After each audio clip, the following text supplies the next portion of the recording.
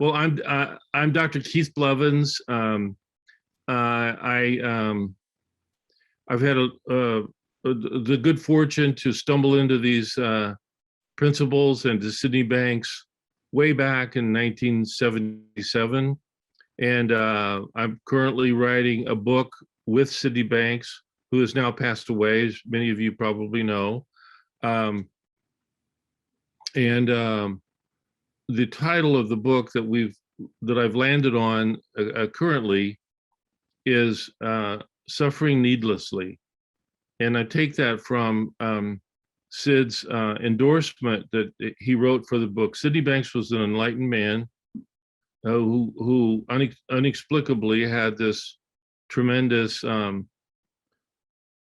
change that occurred to him, really a miraculous change that turned him from a ninth grade educated welder into a profoundly wise human being that has impacted the world. In his teachings and his perceptions, etc., were very, very unique and very profound and very impactful. It have been to most everyone in this call, or as well as many thousands of others. So I feel very fortunate to write this book, for example, about suffering needlessly, because he said in the endorsement for the book something like, I'm not quoting it exactly, but something like that he was proud to see me write this book because it could give hope to those who are suffering needlessly, and it would and provide an understanding of the missing link that psychology and psychiatry had long been searching for. So all of us, or many of us on this call, and of course many others, have been struck by this work and benefited by it. And this town hall is kind of like a periodic collection of those interested people who've been touched by this and want to know more about it, or have heard about it, or those that are been around a long time as regards to these principles. So welcome everyone, and we'll see what happens. So it's an open forum. People are encouraged to reflect together with us and to ask questions, or share insights that you've had as regards to the principles. That's completely called for. We don't really know what's going to happen. We never do, but welcome to the party. It's nice to have you all on board. So that said, let me just say at the outset, so the human experience obviously has incredible broad depth and dimension. And Sydney Banks was good fortune was to see into this range, but to see the inner workings of it within our mind, our thought, and consciousness. Those are spiritual gifts, as he called them, that every person on earth has always been born with. But what happens is, as we grow and learn and come up as children innocently, we often don't really know the power of these three principles, and because of that, it can happen that people can suffer, and we would now call that suffering needless. So the needless suffering of humanity all over the world, as he so crisply and keenly and rigorously saw, and he himself had suffered needlessly until he was 43 years old.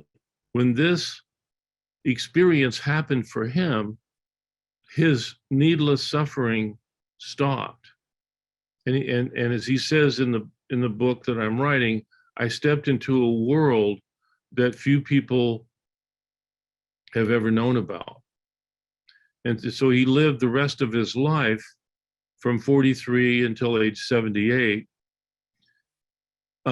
sharing this message. And he said that oftentimes when this, he knew the historical significance of this, and he could see that that there had been enlightened people throughout the ages, that and they always had something very important to share with the world, but they were oftentimes misunderstood because of the ears to really fathom what was being said, or in other words, there was this wisdom that would occur episodically in human beings, and also, and by virtue of this wisdom, to have that penetrate and dawn on and be heard by the general population, that was there was often misunderstanding. And as we could all attest to and think about, whoever those giant figures have been, they have not really they changed the world, but they also didn't change the world. It didn't change the world, the working knowledge of the world. Unfortunately for Sydney Banks, when this happened to him, he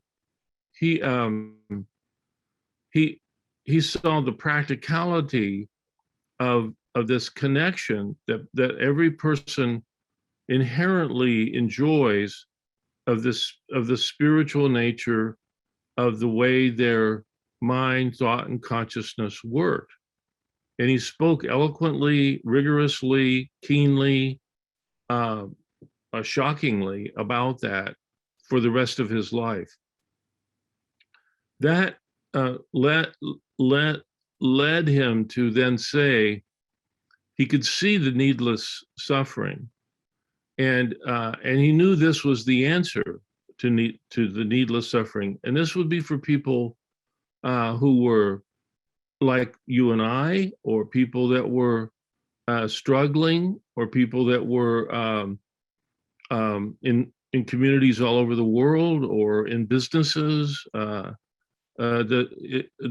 The suffering knows no boundaries. It crosses countries, it crosses relationships, it crosses sexes, it crosses every element of our society is afflicted and greatly by this needless suffering. And he saw that. He got a clear bead on it. He saw it by the good fortune and the blessing of this the profundity of this insight that dawned on him. He didn't feel like he deserved that insight. He didn't brag about it or feel that it was.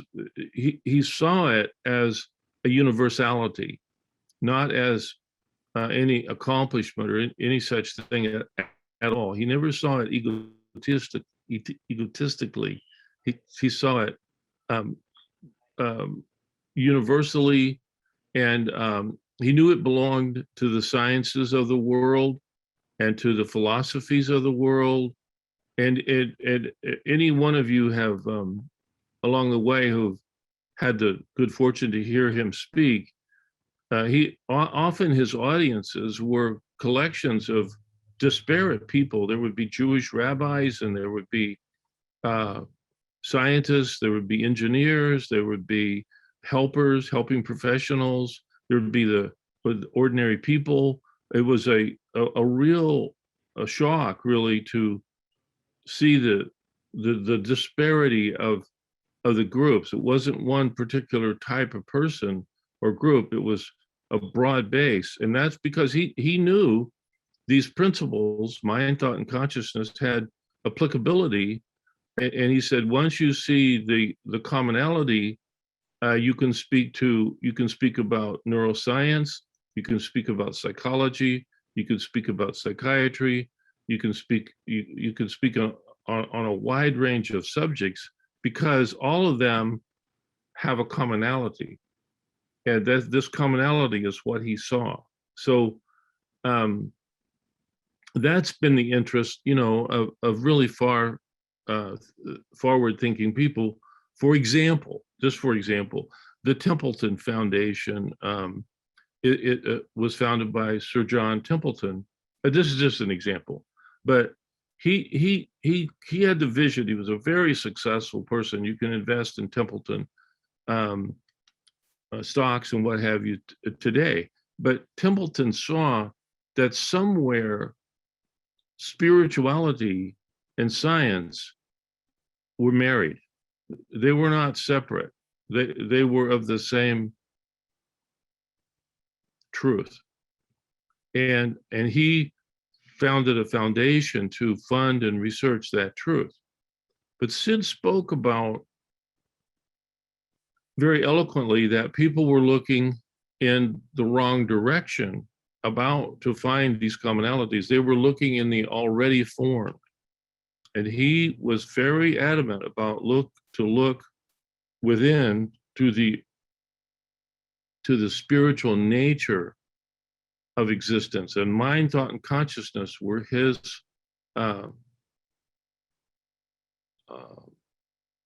language. And he said all of them pertain to God. All of them. And so that's what he called the missing link. And if people can see this missing link, all of a sudden their lives, whether they're common folks that are struggling, or scientists, or anyone else, in all the ranges of humanity, ghetto residents,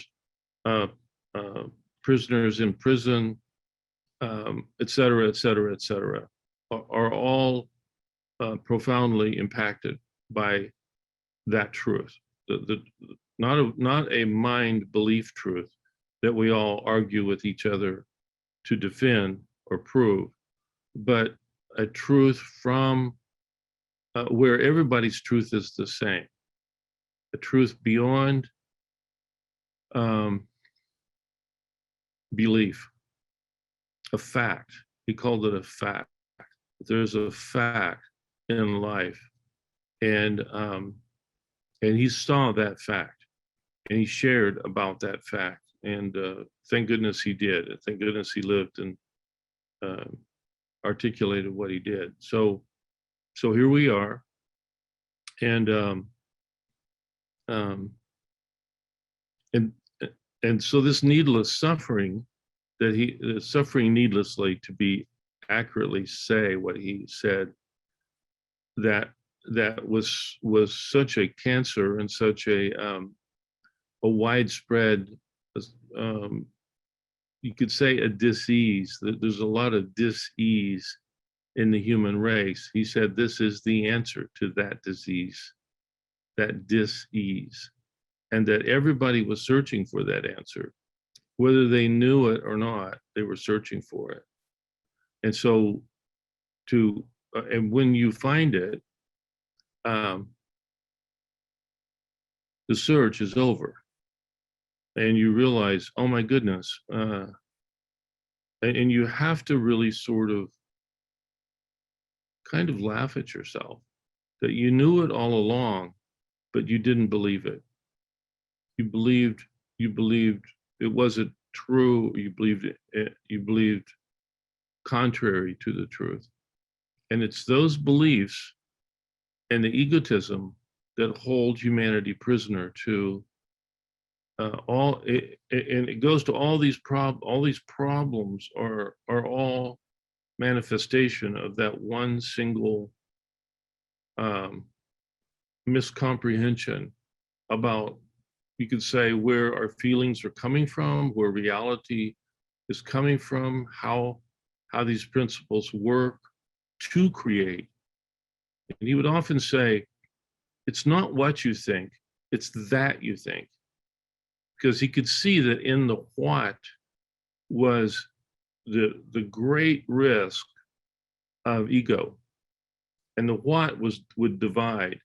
The that would unify. And so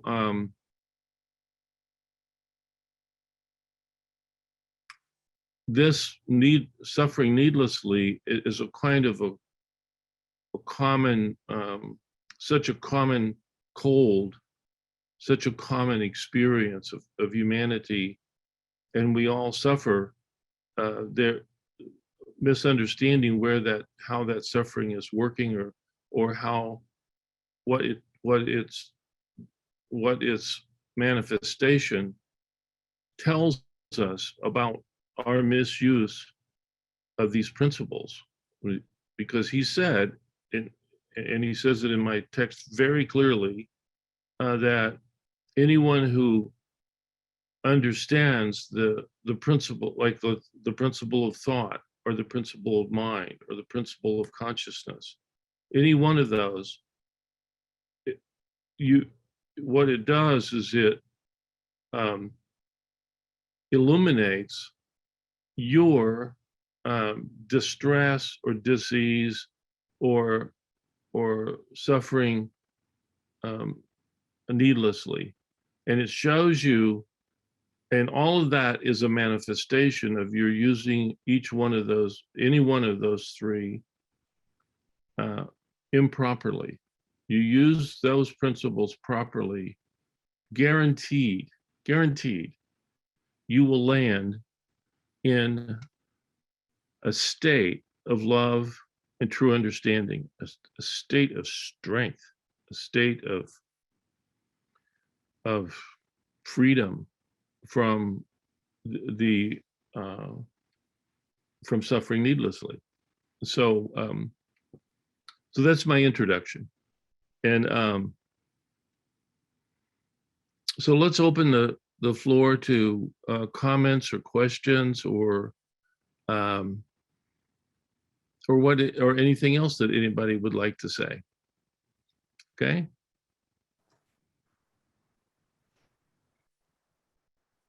Yeah, Ro. Hi. Hey, Keith, I was wondering if you have some thoughts about what is the role of the three principles in prevention, mental health issues, preventing mental health issues, because I feel like most of the emphasis is in treatment in general, but there is not much emphasis in really preventing, helping people to live a life in a more well-being. So I feel, what are your thoughts about that? Do you have any ideas?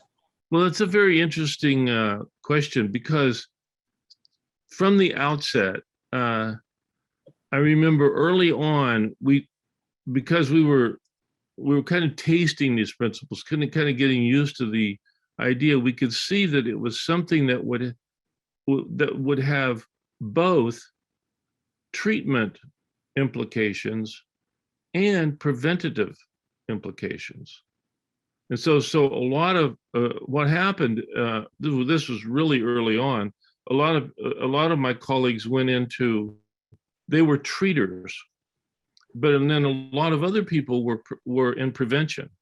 But the principles provide both, and you can see it as you begin to get a comprehension of these principles, because there will be things that are, let's say, on the prevention side, there will be things that will happen, thoughts, negativities, that you've been very familiar with. You suffer them perhaps lifelong.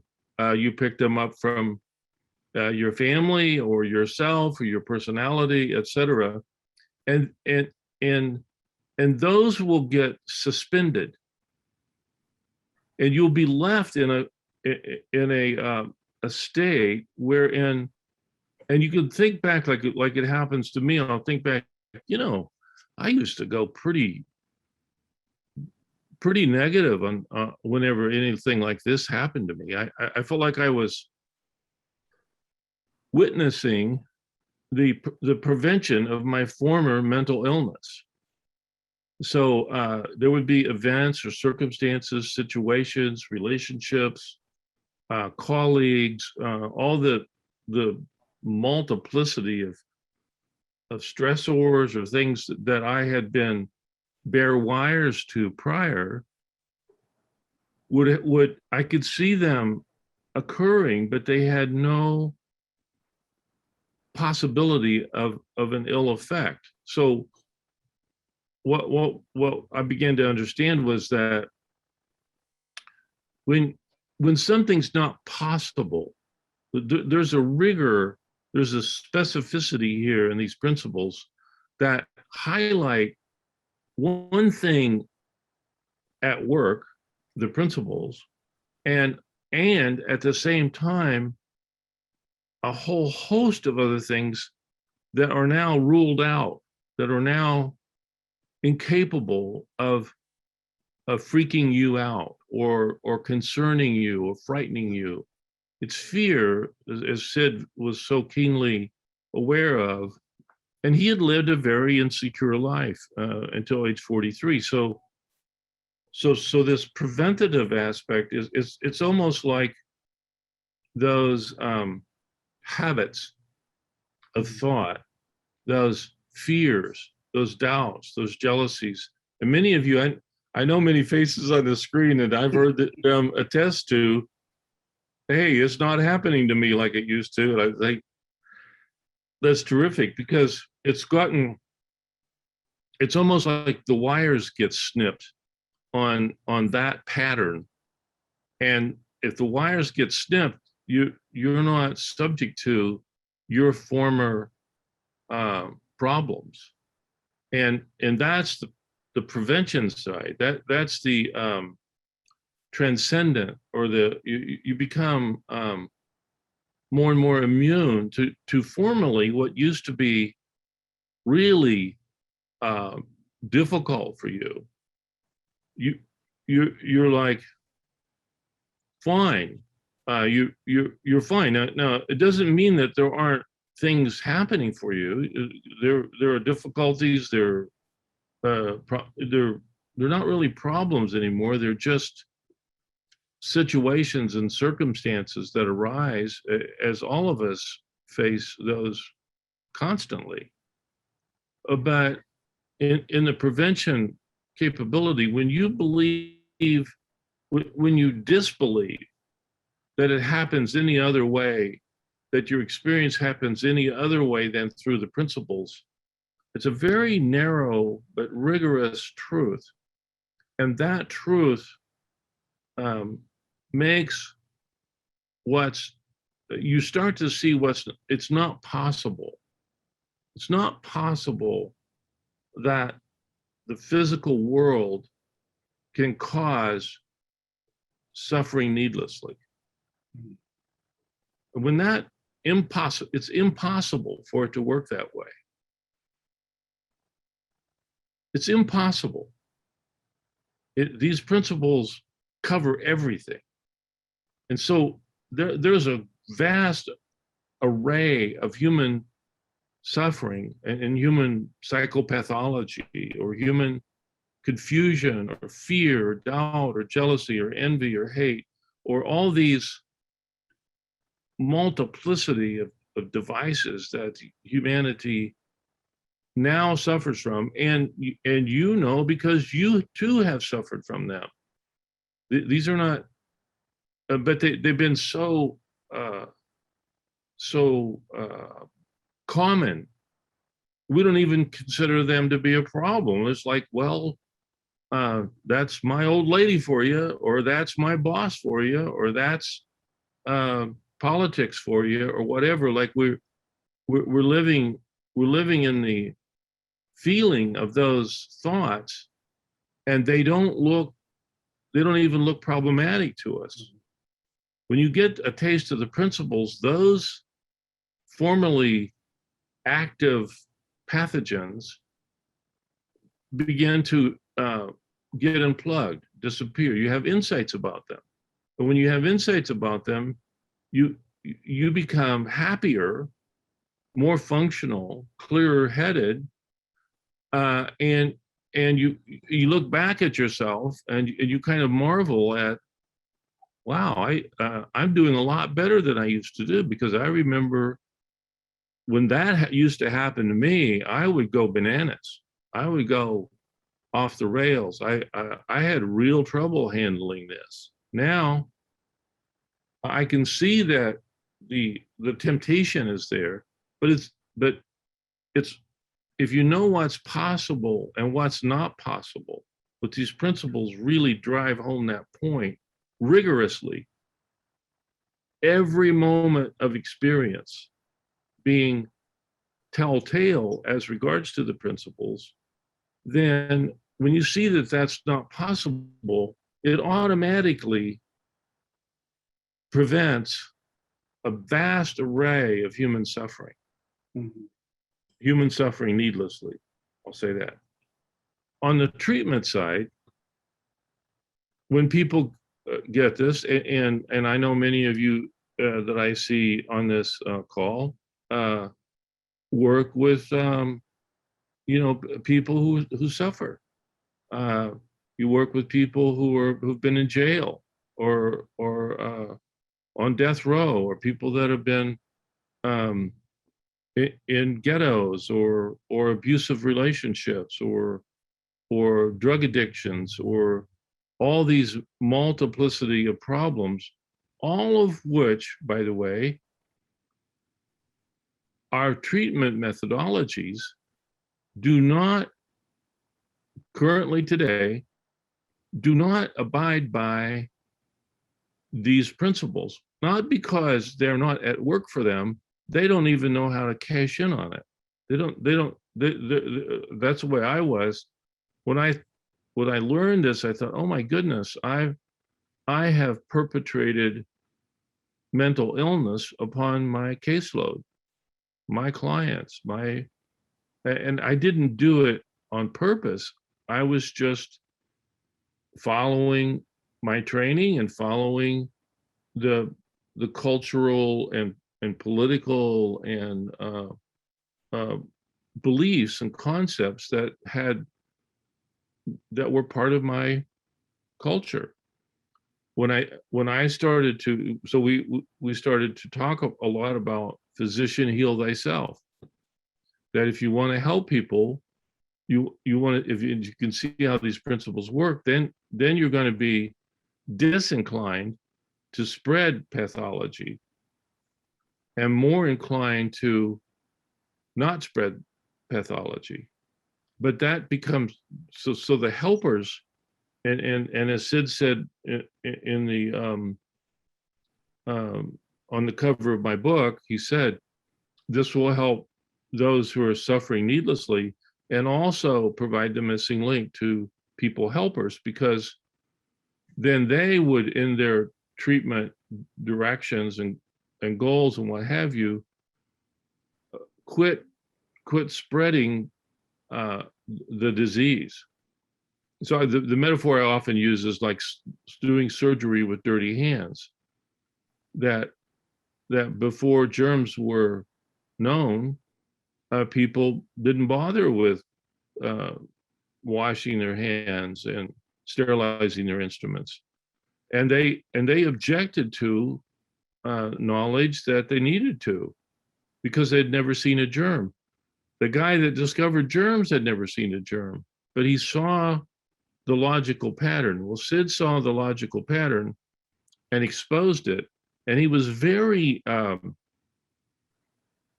incisive and very adamant. And it didn't matter to him if you were the chief of psychiatry of a major medical school, for example.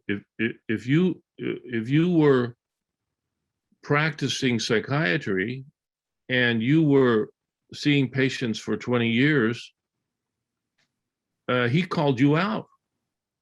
And now here's a ninth grade educated welder going toe to toe with that guy. Well, Sid had no problem doing that because he knew that they were hurting people and that this person was hurting people. And he said, you should resign from your profession and go back to school and learn the three principles. Well, that didn't go very well with the medical authorities, the psychiatric world, but he had a point. And God bless him for, but I don't think he did it out of ego. He didn't do it out of ego. He was just telling the truth. And the profession didn't like that. They found that to be challenging, which it was. But if you get a visionary, incisive, mystical, enlightened person who sees mind, thought, and consciousness and to the depth and dimension that he did, and the spiritual nature of that, as a culture, as a profession, as a people, we should be very respectful and listen, because that's how the sciences progress. We don't know the answers. And sometimes the answers come from out of the blue, like from a ninth grade educated welder that would know more than the chief of psychiatry of a medical school. He did. The chief of psychiatry didn't appreciate it, but I did, because I saw their interactions and I realized, oh my goodness, I see what Sid's up against here. So those people are, as he said in the beginning of my book, they're often frowned upon. But that's been throughout history. It's been that way, hasn't it? Someone says, I think there are germs on that scalpel. You should wash that instrument. Well, the people say, the physicians say, we were never taught anything about washing instruments. That's an unnecessary, frivolous thing. Get out of here. Get out of my operating room. Well, he knew. And that was, it met with difficulty over and over and over and over again throughout the ages. Such people disturb the status quo. But without disturbance of the status quo, there would be no human progress. And this is human progress. So on the treatment side, then, and many of you all and more are involved in the care and provision of services to help people that are struggling. And God bless you. But these principles apply to them just as much as they apply to the CEO of IBM or the Gates Foundation or wherever. Again, suffering needlessly is a human pandemic. We all know about a pandemic these days, and left unabated what devastating course of action it can perpetrate.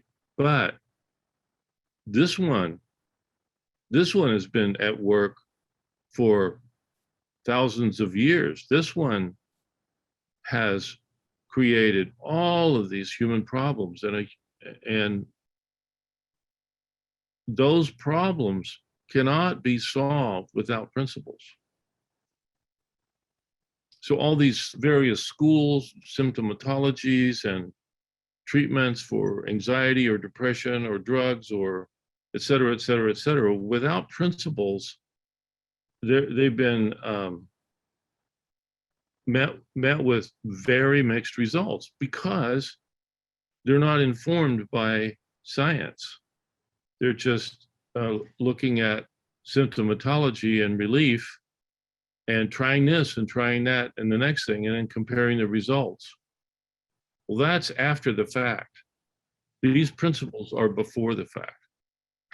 You get that across to a client, then they'll be their own best psychologist and psychiatrist. Thank you for your question, Raul. Thank you, Keith.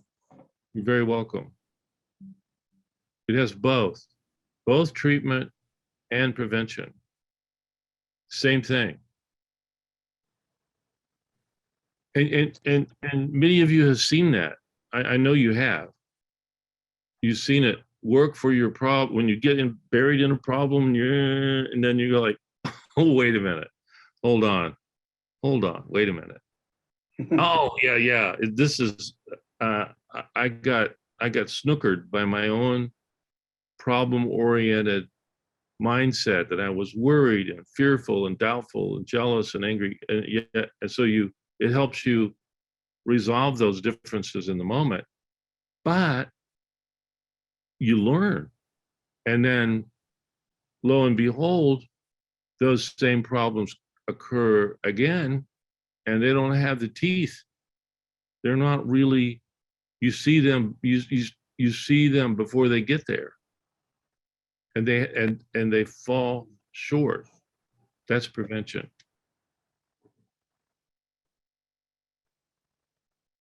Thank you. You're welcome.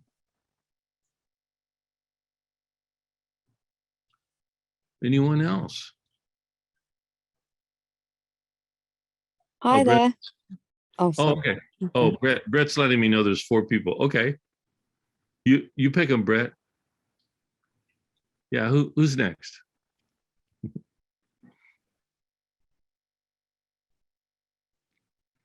I heard somebody say. I did. I spoke, but I didn't want to just jump in. Hi, Keith. How are you? I'm fine. I'm fine. It's Aaliyah. Sorry, I'm going to be a bit of a pain, but I'm just going to ask you something. Something that I was listening to some audios of Sydney Banks, and there was this moment where I always hear it, and I've usually reacted really well, like sort of like being quite accepting and tolerant of it. Not tolerant, but found the benefits of it. And he says, do nothing, in those moments. And I am really struggling with this whole concept of doing nothing, because I just want to I better not say that on, on such a live town hall kind of thing. And so my question really is, obviously that's the ego side of it, or whatever, the egoic parts of us that feels we need to solve the problem and do something. I was just wondering, when you're at that critical space in your life and you feel like you have to do something to prevent like the bigger catastrophe, so to speak, happening, what do you do? Like, really, what do you do? And especially when you're on this path of trying to learn, and you can see, say for example, a partner, and it's got to that catastrophic place, and you just wish they could see it, that they could see, and you're seeing it and they're not seeing it, and you're up against the clock in some way, and you're thinking, do nothing, are you for real? Like, this is my life. Excuse my language, but for goodness sakes, this is my life. And so I'm really struggling with that at the moment, and I'm struggling with also a lot of guilt and blame. And I think I've spoken about this before: guilt, blame, and all those horrible feelings. Now, I was the opposite. I always wanted to know why I felt so good. So up until the age of 43, I had like this amazing life. Nothing fazed me. And then I kind of, I sort of wanted to know what it was that I had and nobody else seemed to understand it. So I sort of went on this quest of investigation as to how the world could feel the way that I felt. And then I completely ended up in the place of where the world was like, and having to figure out how to get out of that mess. So, and I'm still trying to figure it all out, but it's yeah, doing nothing really isn't working for me. I haven't got a clue what the hell to do with that. And I was just like, found myself the other day switching off Sydney Banks like with such horror. I was like, I can't do anything. Where are you? God damn it. Why aren't you here on this earth so you can answer my questions? But yeah, like I was like, yeah, doing nothing. I'm really not sure, because I think when you try to do nothing, how do you prevent yourself from going to that self-sabotage mode, which is the human condition. It's the human way, isn't it? Well, When it's you're not the human way. It's the habitual way. But habitual.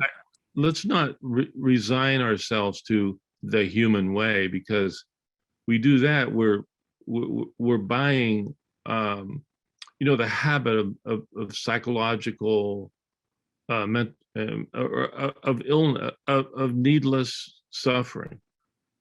And so I don't want to say it's the human way, because it's not the human way. It's never been all humans do that.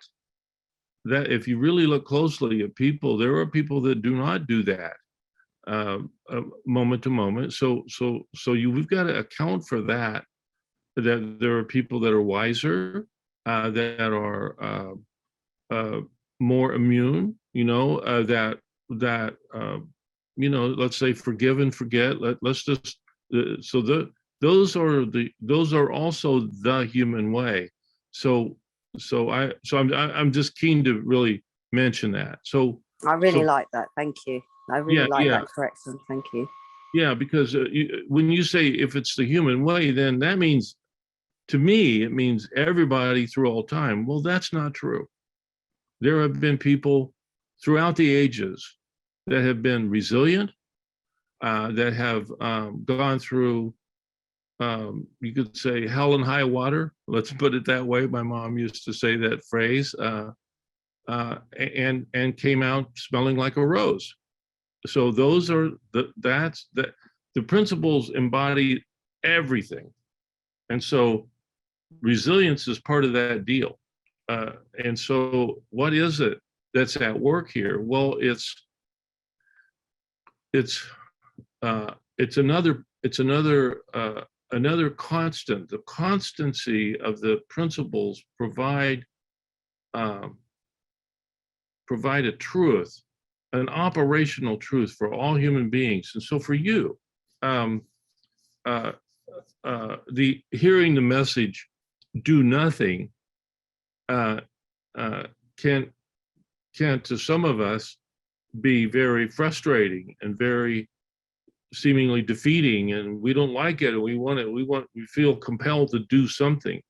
Now, Sid wasn't saying, if I may say what Sid was saying, but that he was attesting to another level of wisdom or acceptance or incisiveness, wherein you see that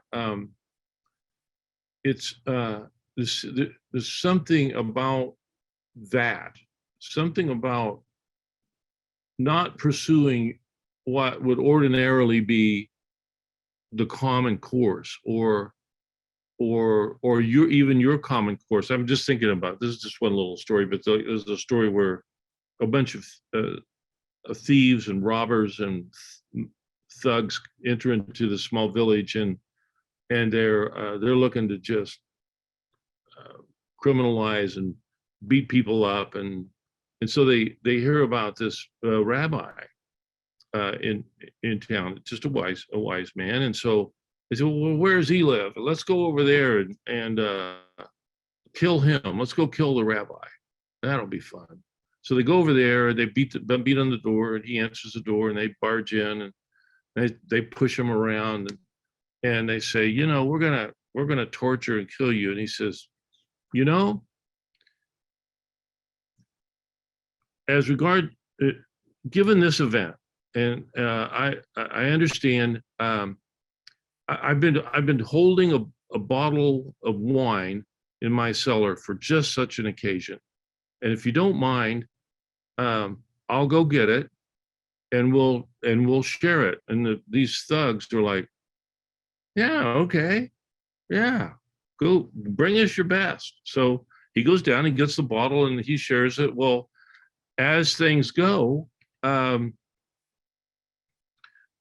begin to see in their drunkenness and in their higher spiritedness and less violent, angry, they begin to see something in the old man that he wasn't so bad after all. And so they have a party. And after a few hours and more wine, etc., they all pat each other on the back and go home.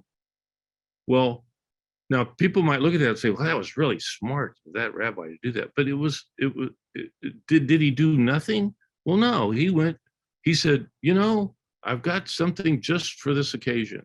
So something occurred to him out of what might have ordinarily been incapacitating fear. And as you know, you show fear to a bloodthirsty mob, they're going to feed off that. Well, he had no fear. And so, and he was confident. So he went about it. So it's when you say do nothing, Sid was just saying, do nothing of that compulsion to fix and worry and grab the bull by the horns and tear into people or whatever, that egotistical doing something. He was talking about ego, and ego is very sneaky that way.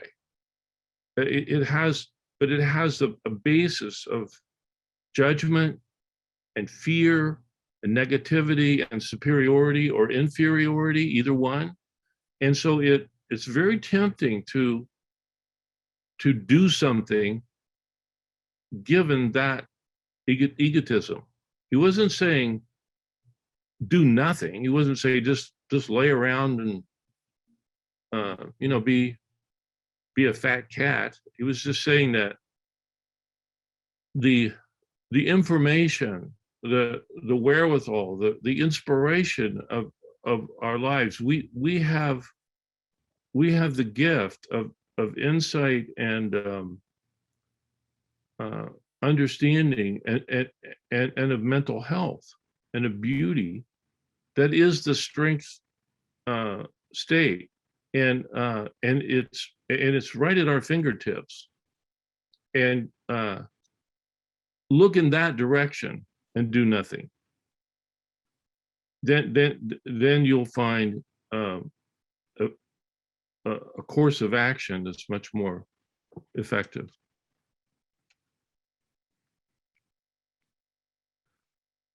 Oh, okay. Who else? This is sort of stump. No, I shouldn't say it that way. Who else, Brett? Does that make sense, everybody? You see my point?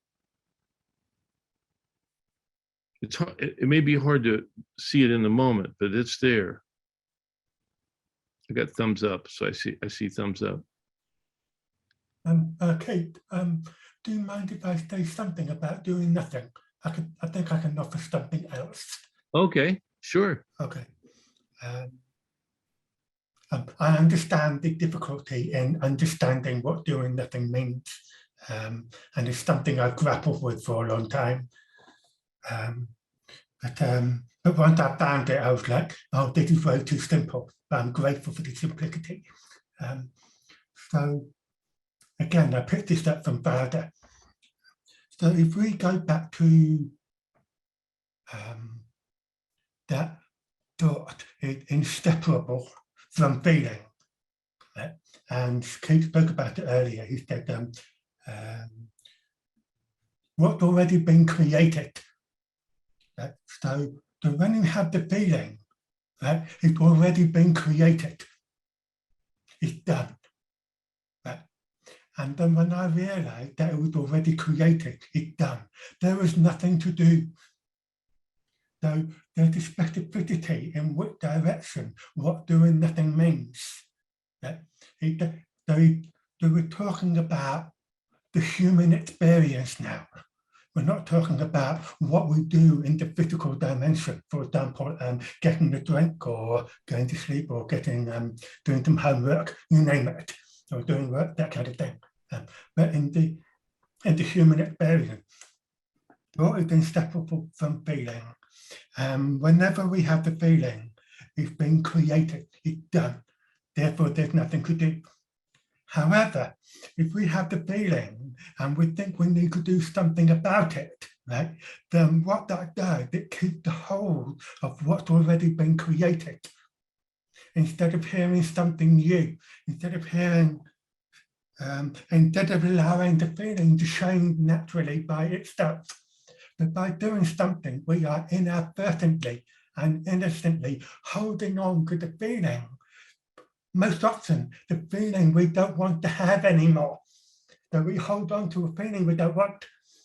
So if you can see that there is a way in which you can have the feeling, right, without having to do anything about the feeling, then chances are the feeling won't take a permanent about it. It will naturally change for you. So once I started saying that, I was like, oh, maybe that's a leap of faith there for me. Maybe it works that way. Don't believe what I say here, but see it out for yourself. And then as I went through life, I'm like, oh, I had that feeling, but it just went within a couple of seconds.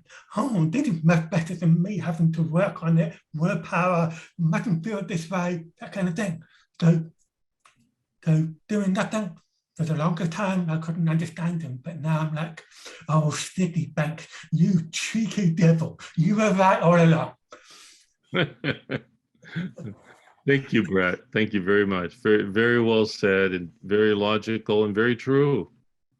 Very true. I'm sure, you know, back to that little example of that rabbi, there probably were fleeting moments of like, oh man, what are we going to do with this bloodthirsty mob? But if you don't hang there and you understand what that what the feeling of that thought is telling you, it's less, you're disinclined to count on it. Who else? Okay, let's bring in Tony Wilmot. Tony, Hey, Tony. would you like to unmute yourself, please?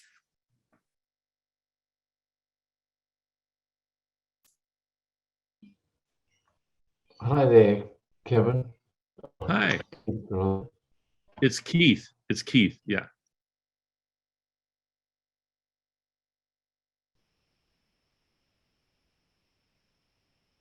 I work with John Wood, who you know very well.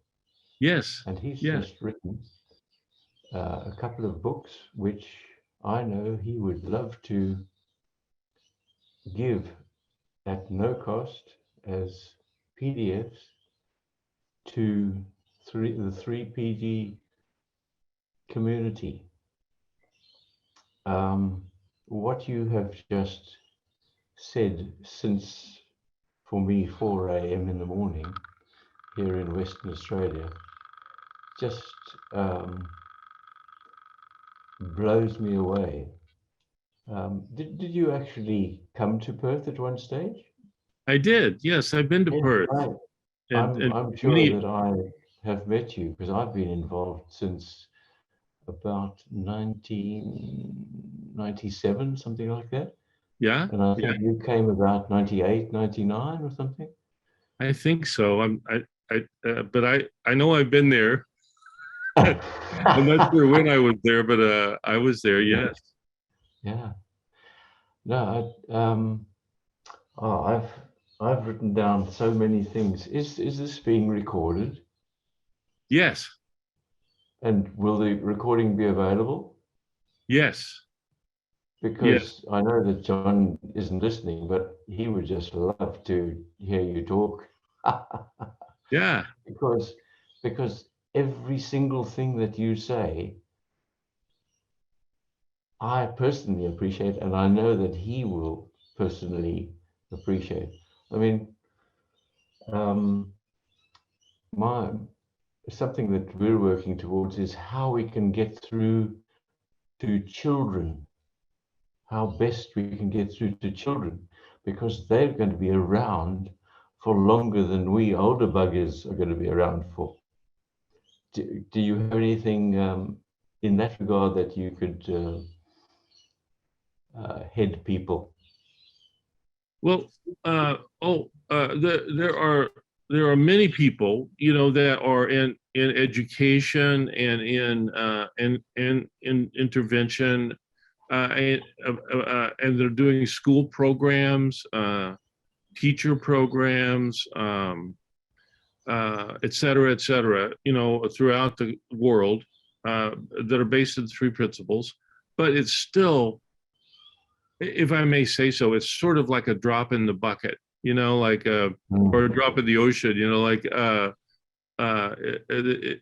so there's great and important work yet to be done, but the principles pertain to children, of course, completely, totally, because they're universal, and as an information basis, a stand, you know, a place to stand, a place to do programs from, and to inform the educators. So there's so many people that so love kids, and you're right, dude. We all see and have seen for a long time they're the future, and so how do we create an enduring psychology and psychiatry and and a world population that and a professional population that would bestow that knowledge in all of their vast numbers of programs and et cetera. And you begin to see, by the way, the rigor that is that little noise? Is that some sort of Australian cricket or something? Do you hear that little noise, Tony? Yes, it's a bird in the tree. A bird, yeah. When I was there, the birds were just amazing. Like, listen to that sound, everybody. That's Australian birds for you. You ever hear anything like that in the Western world? No, I never heard a bird like that. And so it was amazing. I woke up one morning when I was there, and it was just like a cacophony of birds like that. So much so I couldn't even sleep anymore. I'm like, what is going on? It was all birds. Anyway, so yes, and Godspeed to all of those programs and all of those people that want to care and educate it and help our children. Yeah. You talk about being a drop in the ocean. My estimate is that we, as people who see this understanding, are less than 1% of the total population of the world. When we get to a certain percentage, things will change. What that person's actual percentage is, I haven't a clue. But we're going in that direction. There's no question about that in my mind. Well, that's the nature of a shift of this magnitude. You know, it's very radical. You know, all these, like germ theory, for example, or the fact that the Earth is not the center of the universe, or even the center of the solar system.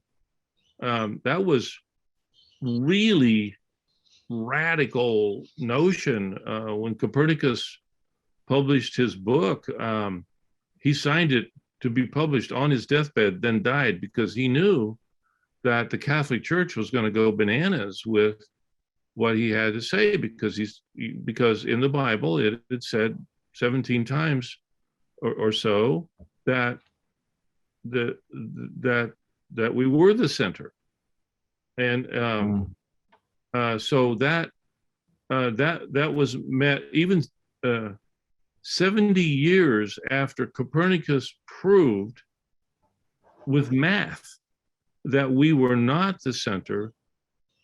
The church ruled out all teachings that we weren't.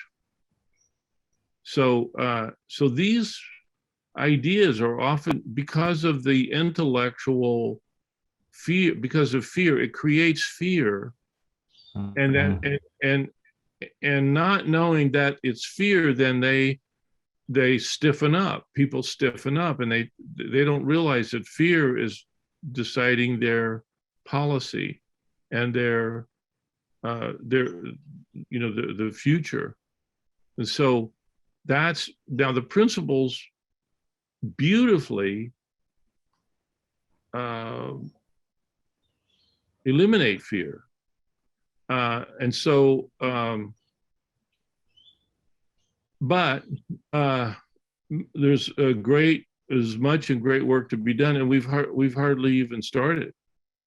But you know, there's nothing else to do than to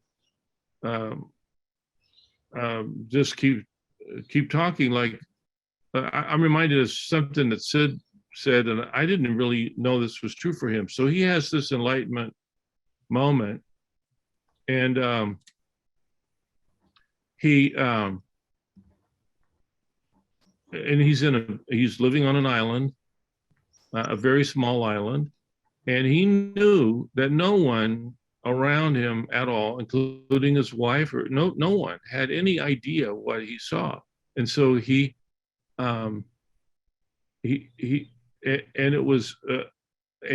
was talking every day, and some people were kind of warming to it, but arguing with him, etc.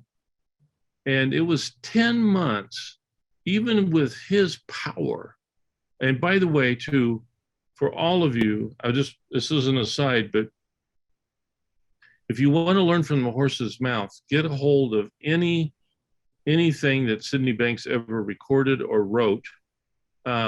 It's laden with unbelievable knowledge. So get it, listen to it, read it, study it. That's all I've done for the past 40 years or 40-some years, and it's really helped me, and it will really help anybody, because that man was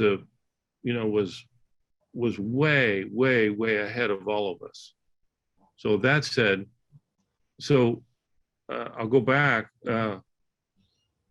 So even there, so in that community, it was 10 months, and he's talking. Is that the bird again? He's talking all the time, every day.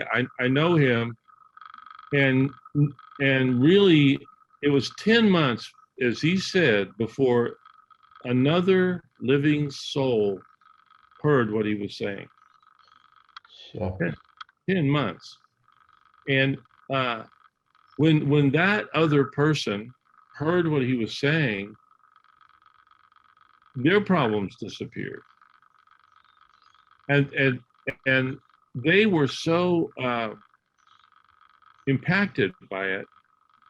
Then that was really the first time that people began to realize that, oh, this is not just about something that happened to Sid.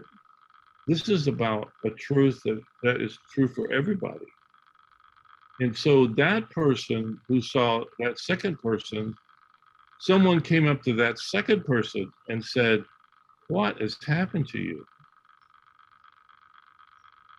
And they said, "Well, let me tell you." And so they started sharing. So now it wasn't Sid saying it, it was somebody else saying it. And when that happened, soon enough, there were 3.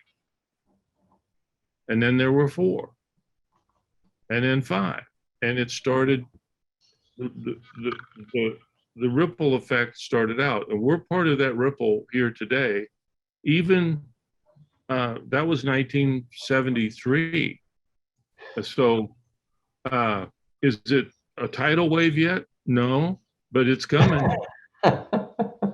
You know, it can't help but come because it's out. And Sid remarked once in a recording, and I don't know where it is, but he said, "Do you have any idea?" He was just kind of like, you could tell he was just sort of saying to himself almost, "Do you have any idea the power when the isness gets released?" So he was marveling at that no one there had any idea what was coming, you know, that there would be no way to really guess because we've never had anything like that, of that order. And so he was a,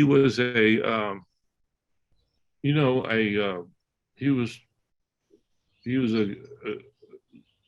sounding it, but no one, we were all, the rest of us like, yeah, but what about this or what about that? But he was like saying, this has already been, it's gotten out. Now, how fast and far, even still today, I spent my whole career doing this, and well, I mean, we've hardly scratched the surface, but it meets, again, the truth meets ego. It meets with the past, and people hear it through their filters. And so, and you guys know all about this. So those of you that are on here, you yourself have had to go, oh, you've had to break down your filters, or you would have written this off. I mean, and I've seen so many people just write it off. Like, I talk to them every week. I have someone that just hates what I'm saying, or doesn't like it, or they argue with me, or whatever. But it doesn't matter, because it's not mine. It's ours, and it's not the resistance. If you feel resistance, then you're missing it. Listen to that resistance, and that will help you to open back up again, and listen again. Go back to listening again. Don't let your resistance inform you that this is not, that there's no gold here. There's gold here. The gold has been discovered. We've got an unbelievable, we've got a vein of it as wide as a mile, you know, and you all are deserving to share in its benefits. As you say, it's literally like a tsunami. It's just building in size. Yeah. And when you talk about resistance, you're really just talking about innocence, aren't you? Well, it's innocent, but it's also it's a feeling. Yes. And so it's not, you can tell if you're in resistance, you're in ego. And if you're in ego, you're barking up the wrong tree, as my mom used to say. Now you have your reasons for it, and you'll think it's this and that and the other thing, but that ego is very slippery. It very all the hassles in the whole world are caused by ego.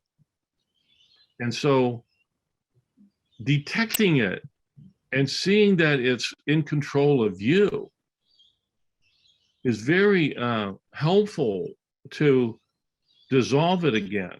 And then you laugh at it. You realize, oh, that, you know, there I go again. That will rescue you from your egotism over and over and over for the rest of your life. There's welfare and benefit in that for all of us. So resistance is a feeling, there's a negativity in it. There's no like. So it's innocent, yeah, but it's also deadly. Yeah. So, excuse me. So anyone else have anything to say, Brett? Thank you, Tony. Right, thank you. Tony from down under. Thank you. Richard. Okay, Richard. Hi.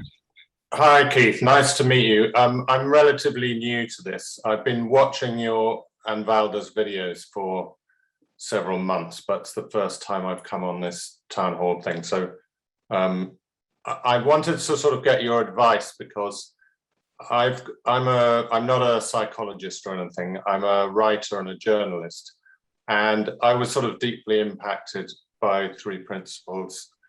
About 5 years ago, I met Jamie Smart and went to one of his half-day talks in London, and it really sort of blew my mind. And then ever since then, I've had this germ of an idea about writing a book about, well, I'm not quite sure exactly what it will be, but I wanted to get your advice on, because I'm having sort of insecure thoughts about writing this book, because I feel I'm not an expert on Three Principles. I'm not a guru or whatever. And I know they're insecure thoughts, but at the same time, they keep sort of stopping me from getting on with writing this book. So I wondered, from your own experience and this book that's coming out, you know, how have you been grappling with that? How long has it taken you? When's it coming out? I mean, I can't wait to read it.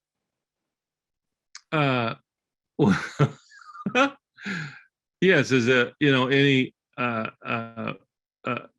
just a little snippet of my own experience. This is my first book, and I'm 72 years old, and I've been studying the principles for since 1976, I believe. So how many ever years that is? It's a lot of years.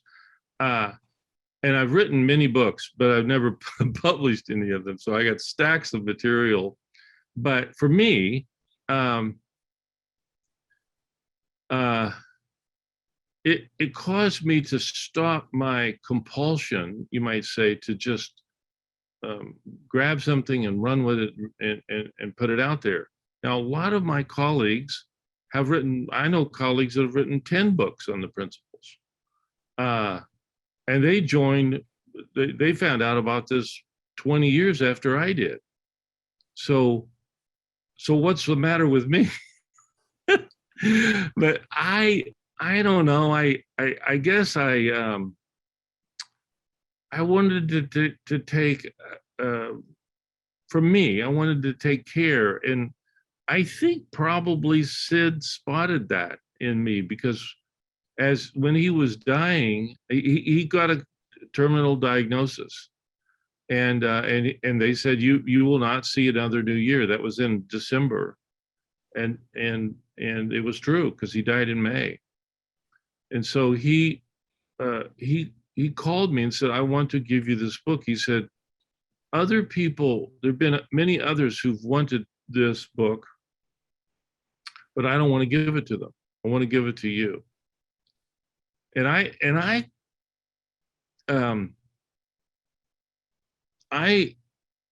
kind of said, look, there must be somebody better.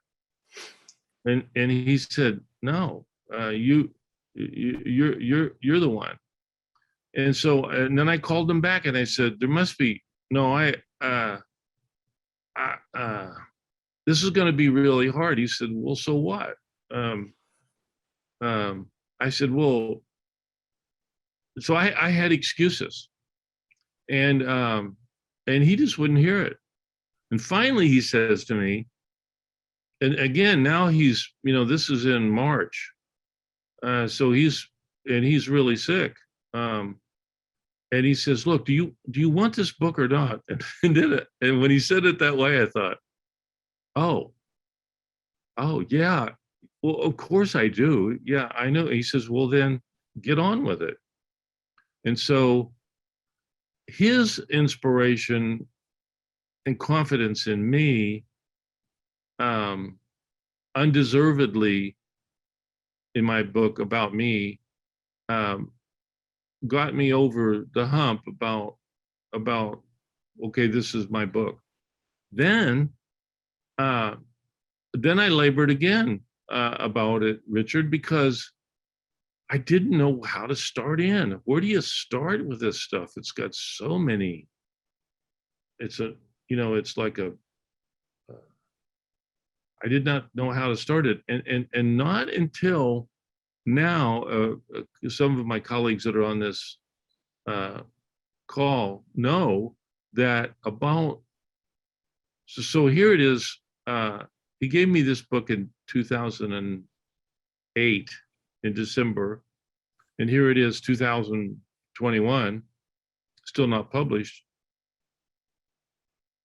But I needed insights, and I did not know how to position it. So what happened for me was I was just looking one day at the thing that he wrote. He said he sent me this text, and it was many pages. But and he said, maybe this will go on the cover. And he put this on the very first page. And in there it said, I'm honored to see Dr. Blevins write this book in the hope that it may help those who are suffering needlessly. When I saw, oh my God, there it is, suffering needlessly. And I realized that I had suffered needlessly. Sydney Banks had suffered needlessly. And everyone I knew that I've ever met in my whole life has suffered needlessly. My parents, my neighbors, the people I'm looking at across the street here. That's what, and I thought, well, there it is. It's right there. He said it. And it's taken me all these years to find that title. Everything he ever said, and you guys go listen to him, he's extremely specific and rigorous.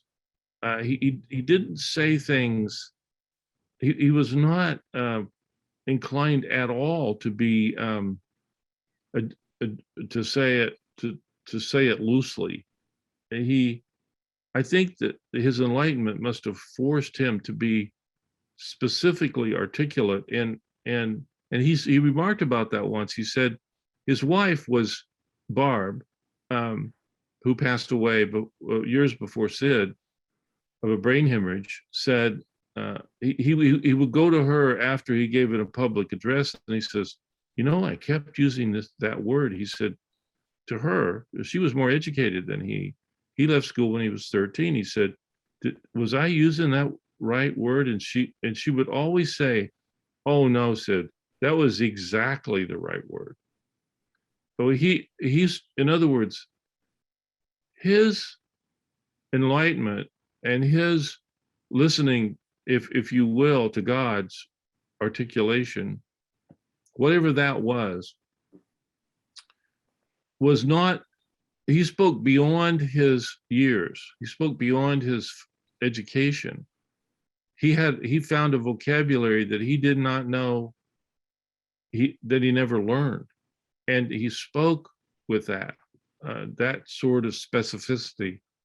And she would confirm it, but he was out there in public sharing it. And so that's the nature of this mystical knowledge. It gives something to us to find our way forward. And when I found my way forward with it, as lame and as cumbersome as I've been, there it was right in front of me on the very first page. Now I've been writing like a I don't know, like a wizard. And I will share this if I live long enough.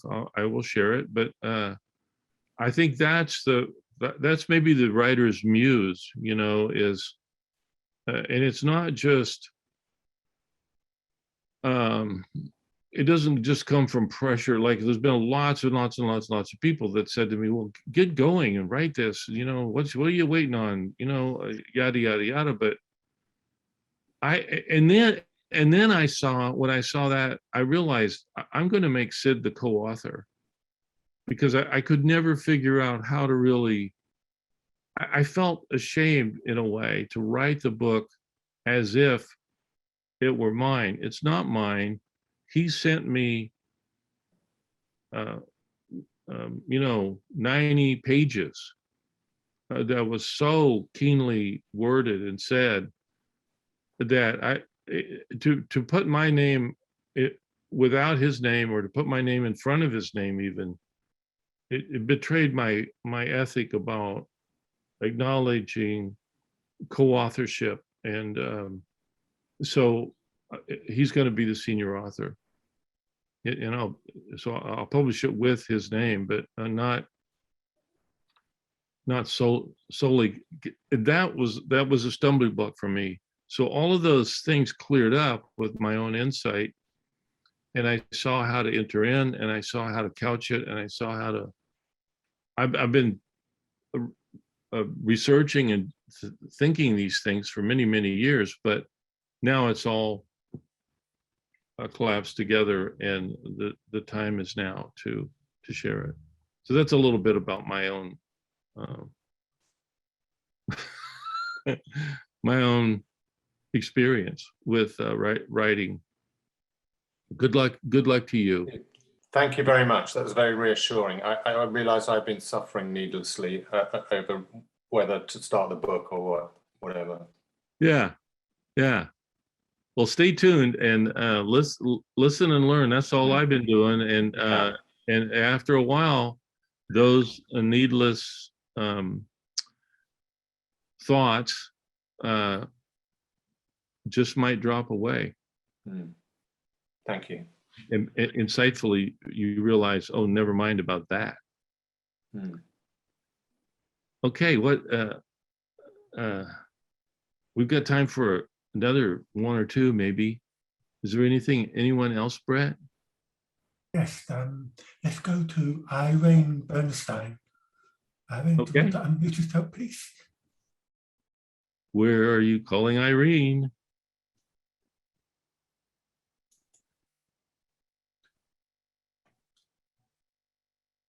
Can you unmute yourself? Oh, we got it. Okay. Can you hear me? Yes. So, hi, Keith. I talked to you on the phone once when I was having computer problems.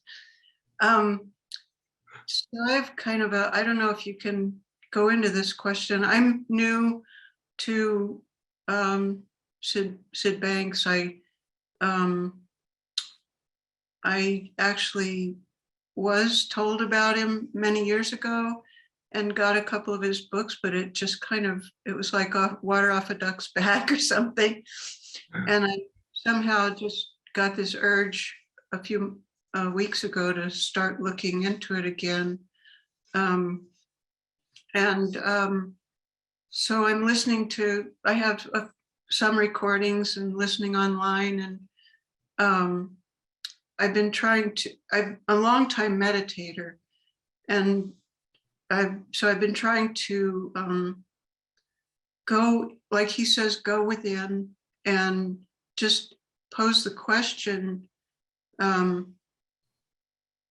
what is the true nature of divine thought? Actually, thought, I'm having the most trouble getting any insights about it. And Mhm. so I don't know, I just wanted to bring that up. I don't know quite what my question is. Um, I guess the closest I came was sort of seeing, how he says the whole world is just one divine thought. And I'm curious about why he used the word thought. Um, Yeah. That's about as much as I can. Yeah. Well, I appreciate your question greatly because in my own experience along the way, I in my comprehension of thought was like a thought. So I had a thought yesterday about my grandmother, let's say, but he wasn't talking about that at that level. That's the level of thinking, and he was talking about divine thought, and one divine thought being the entirety of the universe. I had to really kind of uh, change my mind about thinking, you might say. Let's put it that way. And so, if you listen to him carefully, he'll say, it's not what you think. So he wasn't talking about the what of our thinking, that at the level of the what, there's all manner of division and separation. And you've got, you know, uh, uh, uh, beliefs, concepts, ideas in the what of thinking. And he said the what of thinking is the province of ego, but the that of thinking is in the province of a principle. And a principle is that divine principle that unifies again. And so now another thing you mentioned is that, and he was very, very astute about this. He said, you mentioned meditation, so I thought I might say this. He said at some point, he said, I wish the whole world meditated. I really do. But he said, but don't make a thing out of it. So what's he mean by that? And so he says, well, there's, when you make a thing out of it, you're not really meditating, you're trying to meditate. And that really kind of started to make sense to me. I thought, yeah, as soon as you try, again, the old ego comes in there. And so there becomes a sort of an efforting, a certain way to go about it, a certain procedure, a practice, a technique, a method. And so he wasn't talking about the principles as a method.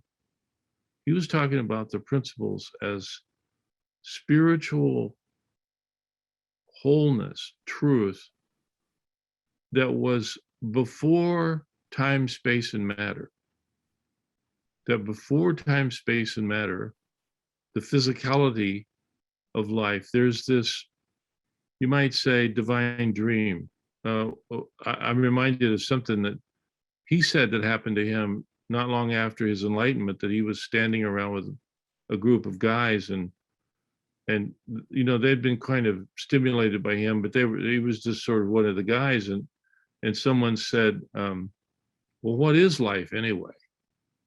And Sid surprised himself, because he said, well, life is a divine dream, suspended within the boundaries of time, space, and matter. And then when he said that, all the guys looked like, where did that come from? Like, the truth of that, was it was stunning. And now he didn't memorize that definition. He just that was what it was. It's that we're living in a divine dream. And that's true because of the nature. He said that life is a cosmic pattern of thought and matter. And the thought part has not been well comprehended. We the cognitivists talk about thinking and positive psychology, but that's not the principles. That's not what he was talking about. He was talking about thought as a cosmic pattern.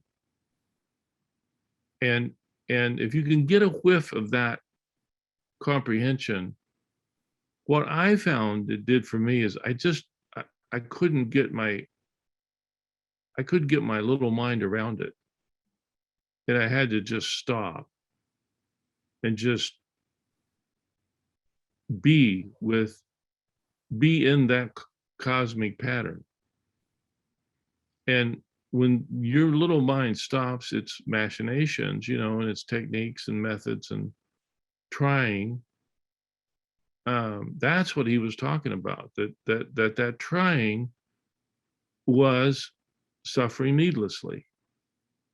So he said, when people try to meditate, he said, I should say, people try to meditate, but he says, that's not what I'm talking about. I'm talking about meditation as a state, a truth that requires no human doing. We're back to that doing thing again, that the practice of it, and he separated those two, which was really interesting. And I found that to be really helpful.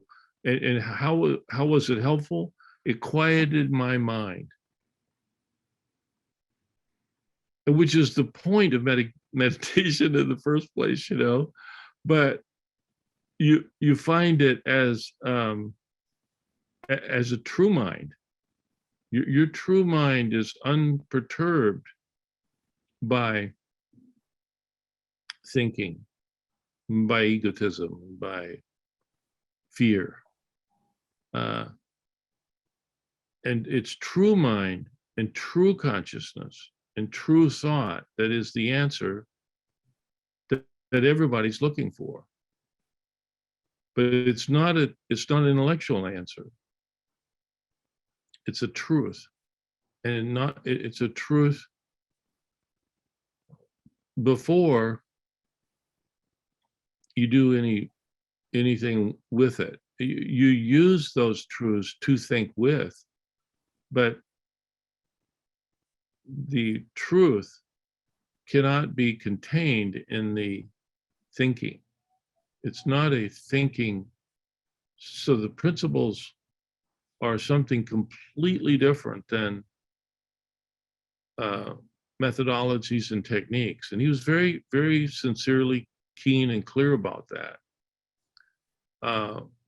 which again has oftentimes met with a lot of people just being frustrated or blowing it off. Don't do that. You stick around, keep listening, and you will find a quiet-mindedness. I believe I have found it, wherein I don't have to think. I can just live. And if I start thinking, I can kind of feel it, and it's troubling. Now, do I function? Oh yeah. And do I handle things? Absolutely. But I'm living more in a meditative state. Maybe that's another way to say it, rather than trying to meditate. And that's all the difference in the world. It really is. I hope this has been helpful, Irene. You stick around. You you're onto something really, really big, really, really important. And don't give up. Thanks. Yeah, thank you. Okay. I just started reading Beyond Beliefs, the book Beyond Beliefs. And Yeah. Yeah. and I read that. He says in that book about the state of meditation, and I understood what he said. I totally got what that was, because mostly when you meditate you're just driving yourself crazy. So You're trying to keep the wolves out away from the door, but that's not required really. But you have no other, you understand, because that's, people say, well, I got to do something. Well, no, you don't really, but you feel compelled that you have to, but you're still searching. And when you find what you're really looking for, the search stops. And then you'll often find that you have to laugh at yourself, because there was like a big cosmic joke that got pulled on yourself, and you were searching for something. It was already there. You just didn't believe. You believed in something else, working, fearing, doubting, efforting. But when that search stops, you've found what you're looking for. And when that happens, you laugh, because you see that you are the victim of your own folly. And then you've really found what you're looking for. And then your little mind disappears, goes away. It stops its incessant chatter. And now, does it kick back up again? Well, yeah, it can kick back up again at any point, but you'll be more hip to what that is, and you'll be disinclined to believe that it's anything of any importance. And that will return you to what Sid would call innate mental health. That's another term, but that's within every person.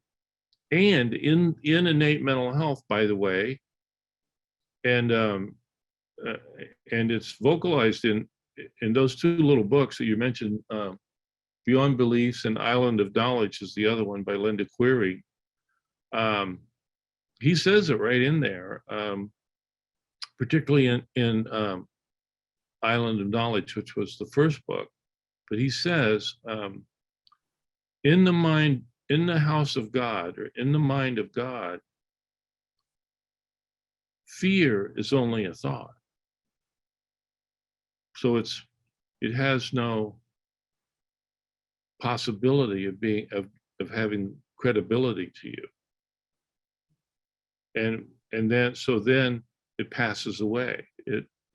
Never mind why you felt fearful. Valda, my wife, told this little story years ago, and she's repeated it a few times, where she was driving down the road and she suddenly got an overwhelming fear of imminent danger. And she felt like the car was going to explode. She thought, what is it? So she looked ahead. She thinks there must be someone on the wrong side of the freeway coming right at me. No. And then she to the side mirrors, no. Rear view mirror, no. The car, the car's gonna explode. The gauges all look normal. And she thought maybe the tires. So she tested steering. Then she went through her routine again, and she thought, what? Where did that come from? And then it occurred to her, I had to think myself here. There's no other way for me to have fear than to have a fearful thought. Well, right then is what Sid was talking about. You see fear, when you see fear as thought, it's no longer capable of having its way with you. And then he says in my book, he says a really sweet little phrase. He says, never mind why. Valda never minded why. She just thought, how did I get here? And she wasn't going to have excuses. Well, there must be something about the whatever, because what does that do? That perpetuates the same anxiety, doesn't it? So when she knew that she had to, given the fact that she felt this feeling, and she knew that it had to come from her use of the power of thought, that's that link that Brett was talking about, that Sid's talking about, that's the missing link. When you see that connection between the power of thought and the feeling felt, then you're looking inside, not at trying to treat the feeling felt. You're looking at, where did it come from? You look at where your feelings are coming from. The gas goes out of the monster balloon, you might say. And then maybe you do have something wrong with your car, but you're not in fear. It's fear. As Sid said, fear is the biggest one. If you can conquer fear, you've really found something incredible. Again and again and again. You don't have to conquer it once and for all, and then you weeded it out, and now never to be subject again. The dynamic of the moment-to-moment nature of the principles, it's the egos, can go back to sleep, and then rear its ugly head again, and then go back to sleep, and then rear its ugly head again. So it's nothing to be worried about that, but it's just, you can tell. And when it rears its ugly head again, you see it. And what I started to say, and this is very, very important, I think, in the mind of God, in the mind of, in the house of God, which we're all living in, there's fear is only a thought. And that will, in and of itself, will remove the suffering needlessly of the world and of you.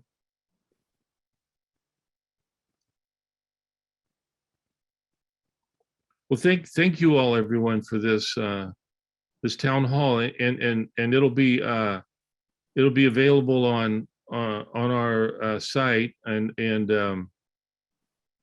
you can come back and listen to it again and again, and stay tuned, because we will do this again. And thank you all for your questions and your participation and your attendance. It's been fantastic. Thank you. Thank you, all for Keith. coming today. Okay. Thank you. Thank you. Thank you. You're welcome. Thank you. You're welcome. Where does this show up on your site? Oh, say again. Where does this show up on your site? I've looked for a couple of others and couldn't find it. Okay, Brett. Yeah, it's at the moment it actually isn't on the website, but it is available on the Three Principle Paradigm YouTube channel. So if you go to that place and then go to the channel page, you will find all the town hall meeting recording listed there. Okay, thank you. I didn't look for the YouTube channel. But thank you so much. And thank you, Keith, for all your wisdom and for working on this book. I mean, that's going to be a masterpiece. Thank you. Thank you to everyone. Thank you very much. Thank you, Keith. Okay. Okay, See you. got to go now. Thank you, everyone. Have a good time. Thank you, Meet bye. in January, so have a good holidays. Yes, See you Keith, with it's the- lovely Yeah. to make contact again. You're welcome.